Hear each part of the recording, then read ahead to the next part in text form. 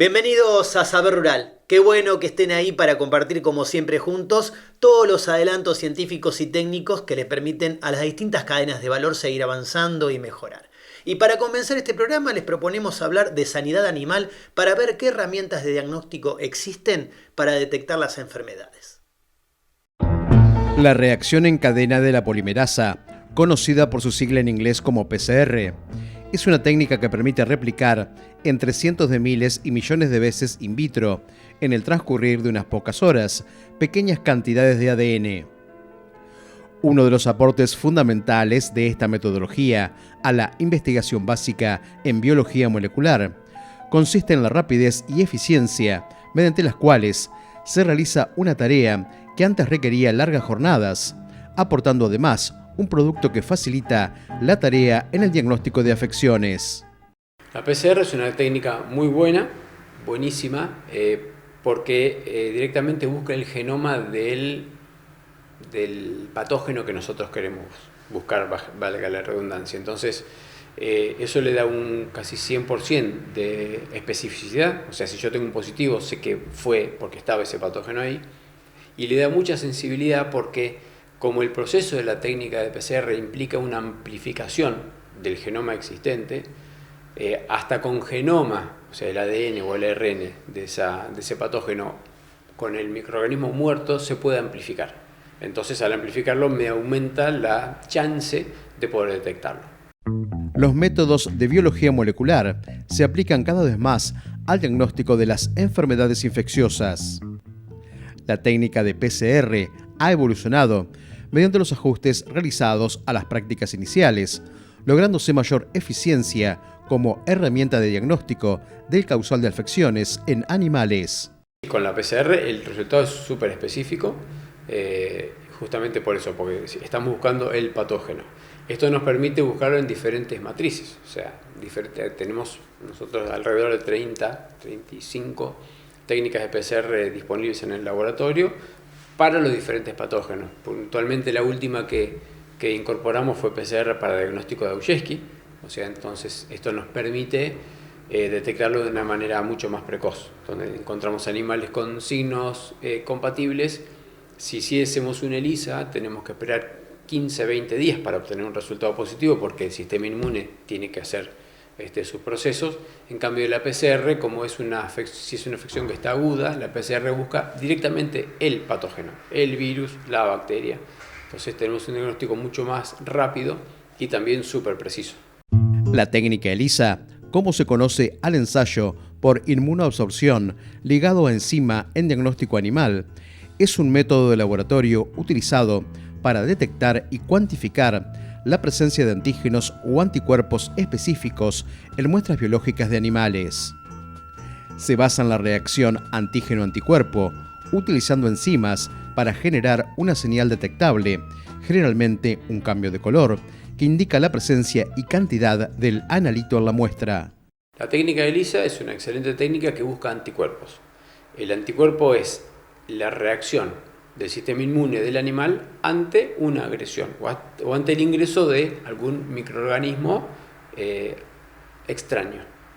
Entonces, puntualmente, si hablamos de un virus de Auschwitz en un cerdo o de un virus de diarrea viral bovina en un bovino, luego que la gente ingresa, que el animal se contagia, el sistema inmune reacciona y al cabo de 15-20 días nosotros podemos, a través del análisis del suero de ese animal, darnos cuenta si ese animal se contagió.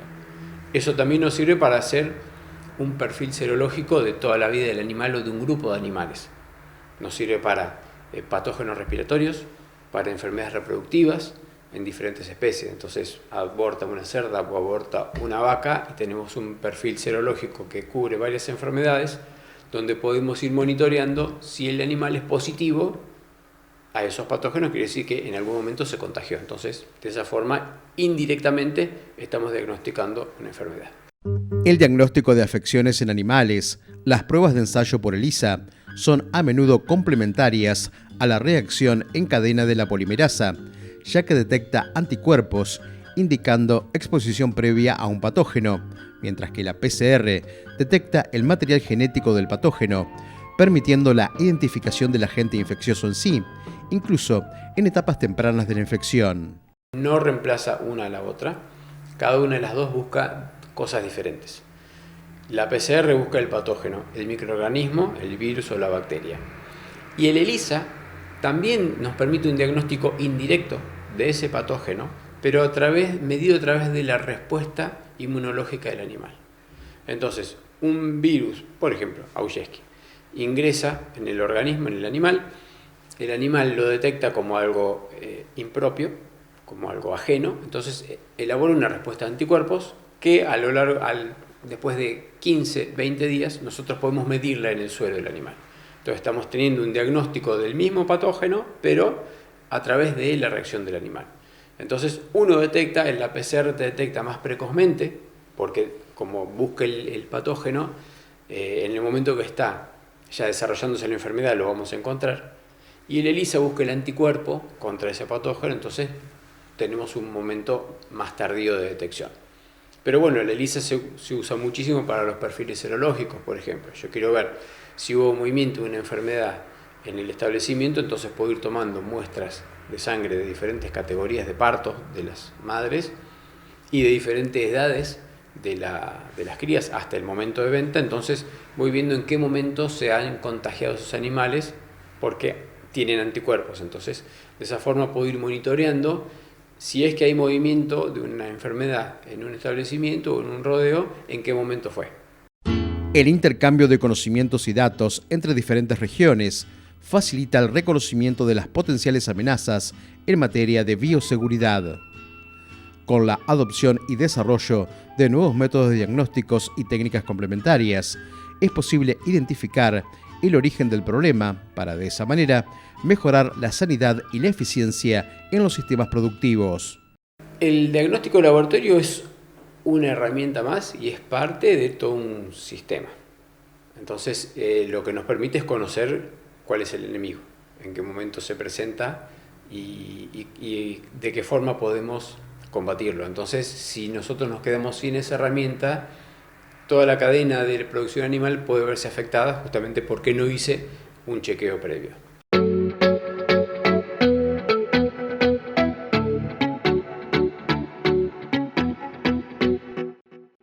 Después de ver cómo las soluciones de diagnóstico nos permiten estar al día con la sanidad de los animales, queremos agradecerle a los referentes de Llamas Laboratorios y Servicios por su constante aporte en conocimientos. Y a ustedes que nos acompañan les proponemos hacer una breve pausa. No se vayan porque en el próximo bloque vamos a estar hablando del cultivo de cebada.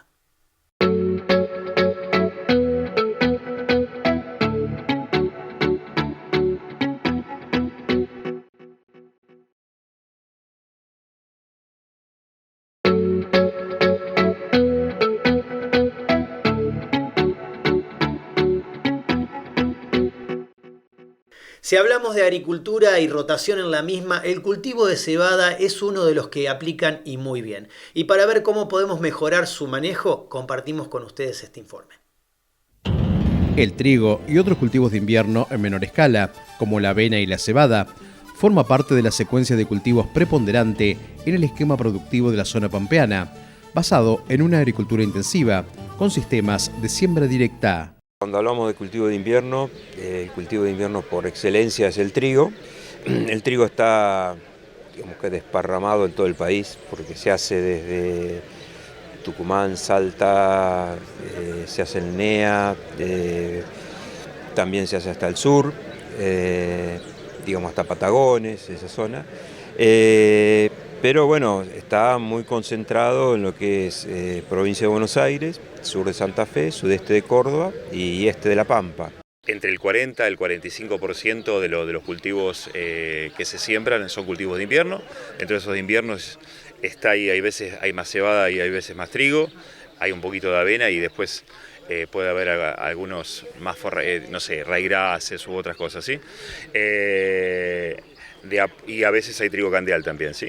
Pero es muy importante por un montón de cosas. Primero por el aporte de carbono, porque los cultivos de invierno son muy importantes en el sur de Buenos Aires, y también es muy importante en lo que es el balance nutricional, ¿sí? Son de los pocos cultivos en los cuales uno puede hacer una fertilización lo más neutral posible, ¿sí?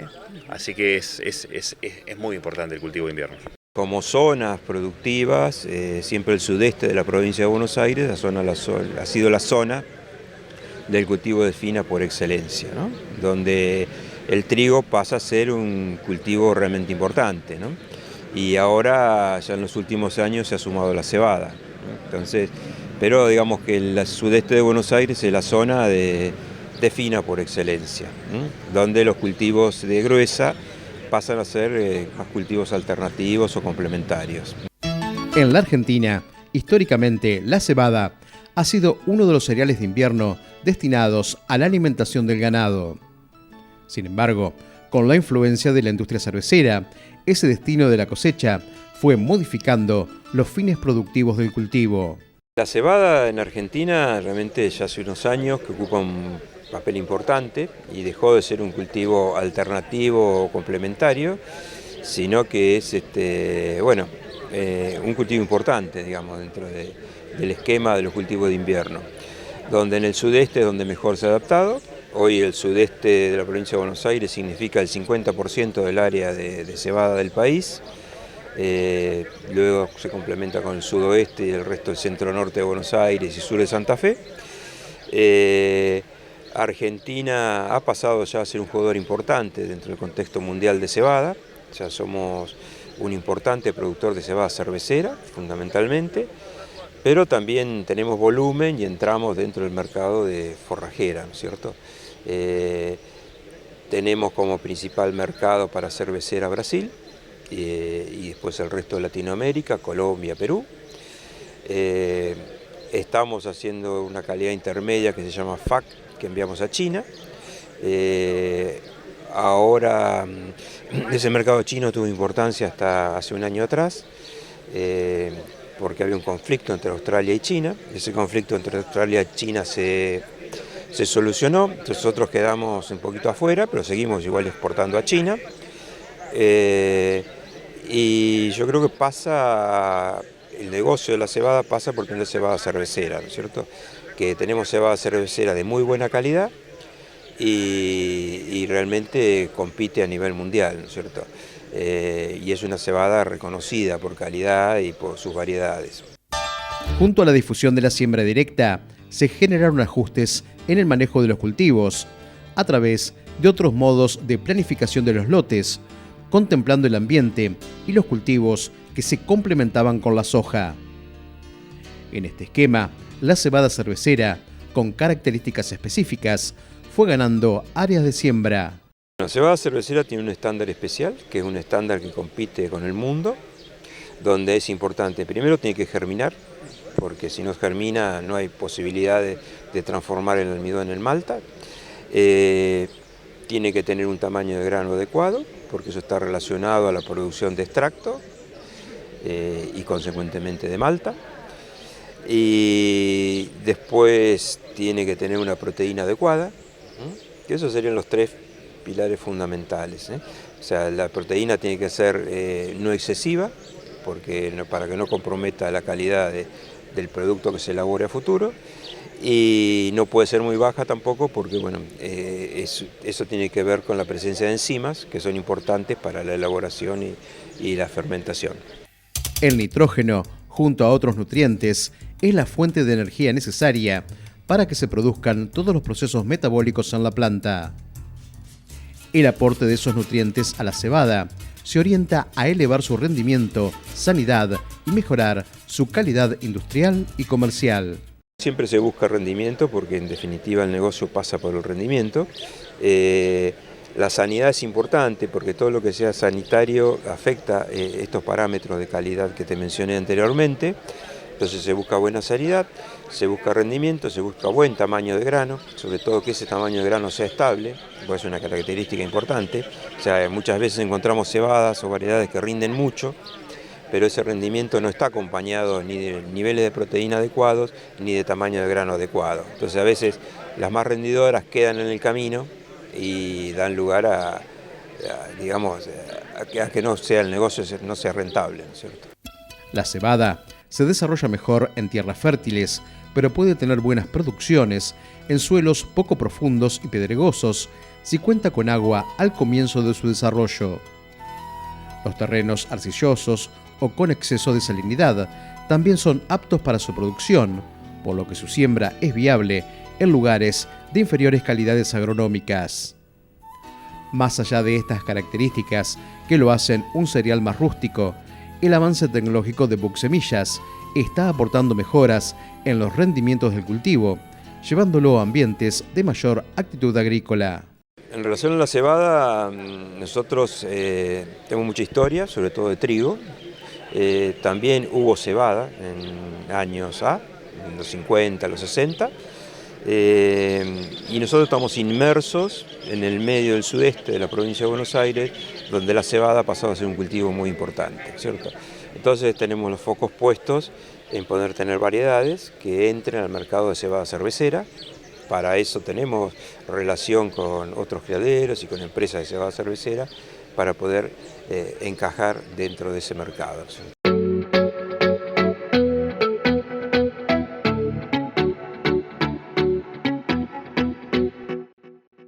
Los invitamos ahora a hacer una breve pausa. No se vayan, que enseguida volvemos con mucho más Saber Rural.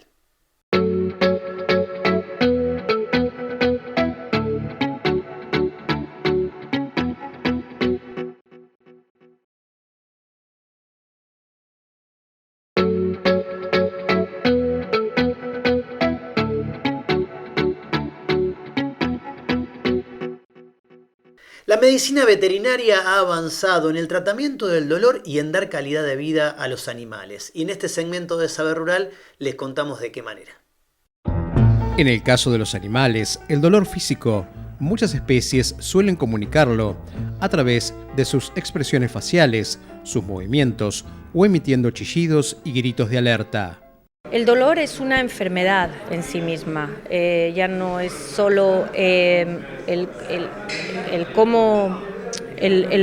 qué siento, sino cómo me hace sentir. Y debemos abordarlo como se hace en medicina humana, lo que pasa es que ellos no hablan, entonces tenemos que tener sistemas de detección eficaces para poder tratarlo. El dolor es, como se define según la Asociación Internacional para el Dolor, una experiencia, y una experiencia emocional además, con un contexto fisiopatológico de activación de neurotransmisores, etc. Pero hoy en día pensar en esa situación emocional alrededor del dolor es muy importante, porque es esa emoción la que nos permite aprender, responder, etcétera, y es lo que hoy en día a los veterinarios nos está comenzando a interesar, como que la otra mitad de la ecuación, porque podríamos ser muy buenos, y no lo dudo, diseñando estrategias analgésicas, usando fármacos para esto, para aquello, que actúan acá, actúan allá, pero se nos había estado olvidando un poco la emoción alrededor del dolor, y es algo que hoy en día estamos teniendo muy en consideración. Los animales no humanos padecen dolor. Este puede manifestarse de manera leve, aguda y hasta convertirse en crónico. En general, el dolor agudo aparece de repente debido a una enfermedad, lesión o inflamación. A menudo puede ser diagnosticado y tratado. Para cuantificar el dolor, existen indicadores de referencia establecidos.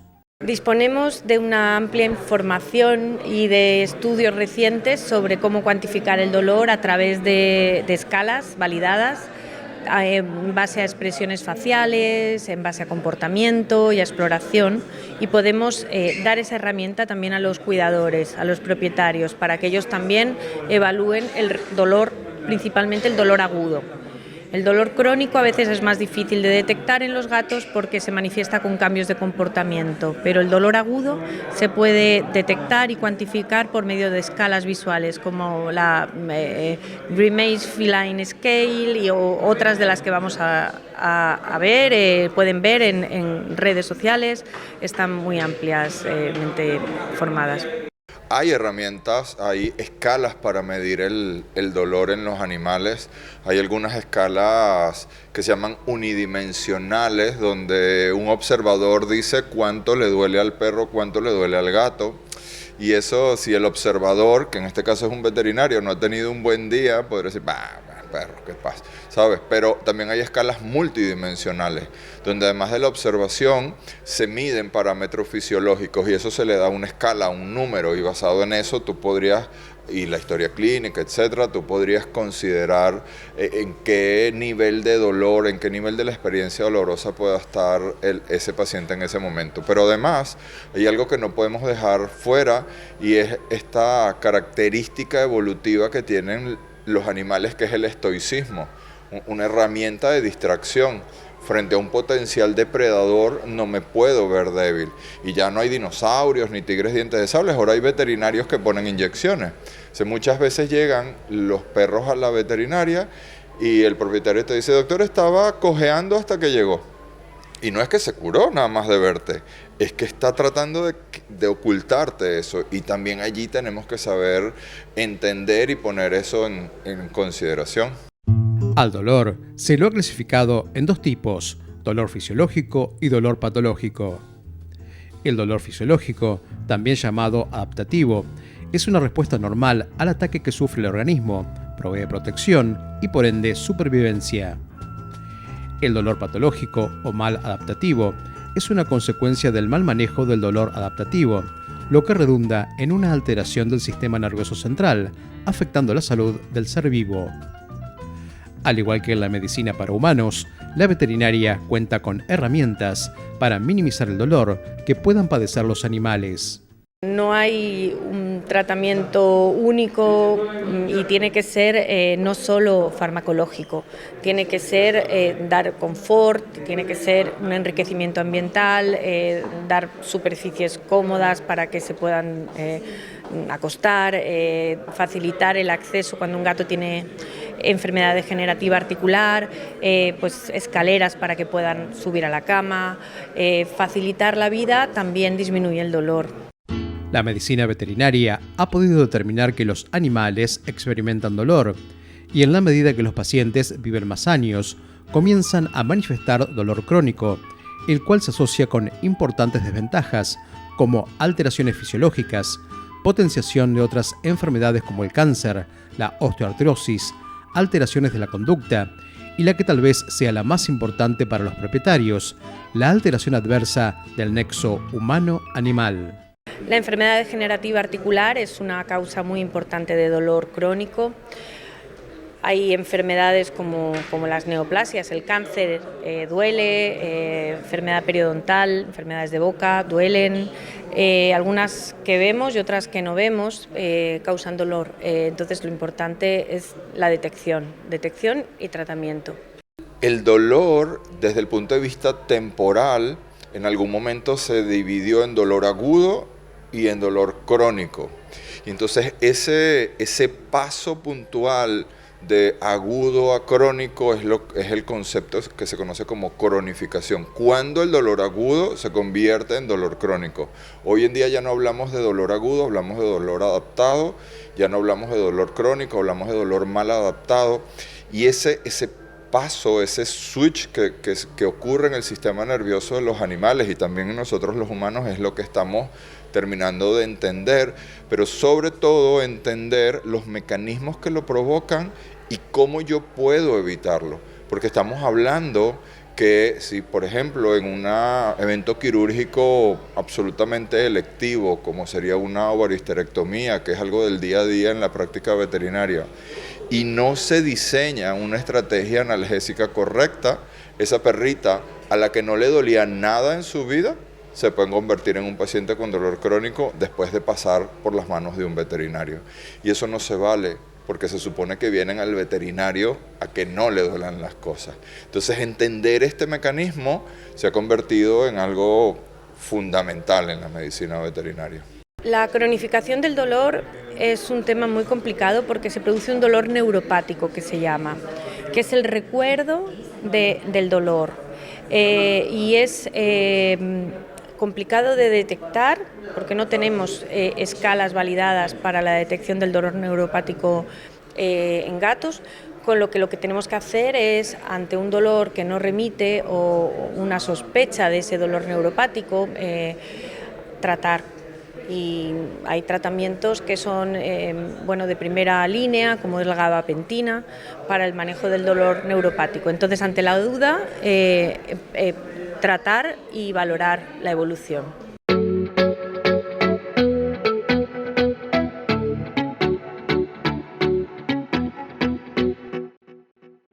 Amigos del campo, de esta manera llegamos al final de este programa. Muchísimas gracias por habernos acompañado una vez más. Recuerden que si les parece la podemos seguir en las redes, siempre encontrándonos como @saberrural. Y como siempre estaremos aquí la próxima semana para seguir compartiendo juntos mucho más Saber Rural.